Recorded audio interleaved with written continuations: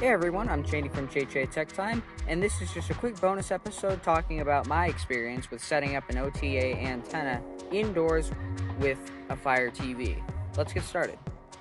So to give you some context, Locast, the streaming service that would allow you to view OTA channels over the internet, shut down because of a legal dispute with TV broadcasters.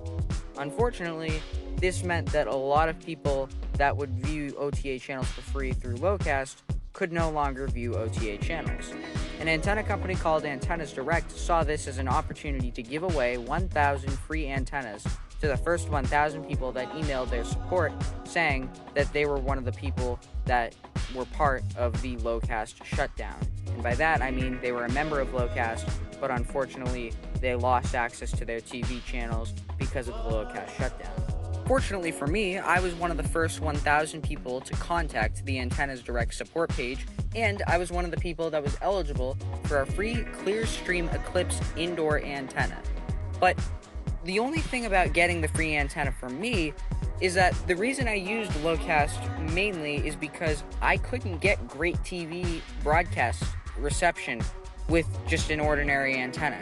So when I set up the antenna, I got no channels whatsoever, even though I'm within the rated 35 miles of distance between my house and the broadcast towers.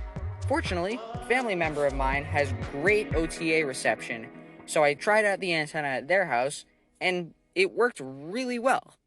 So I permanently set up the antenna at their house, and I tweeted a couple of pictures saying that the ClearStream Eclipse works really well with a lot of TV broadcast towers. At their house, I was able to get 48 stations with very little interference on only a select few of them.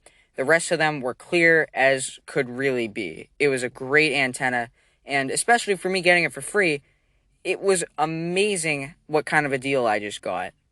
So when I tweeted the picture, I decided to tag Antennas Direct so that they could see my good luck with it and possibly get a little bit of a promotion on my end as someone who replied to Antennas Direct. And in terms of the Twitter algorithm, in theory, that would allow me to get some more analytics and all that kind of stuff. But I'm not going to get too in-depth into that here.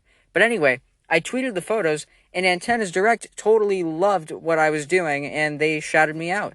It was pretty cool to just see how sort of down-to-earth they are and how they really liked that I was having a good experience with my free antenna.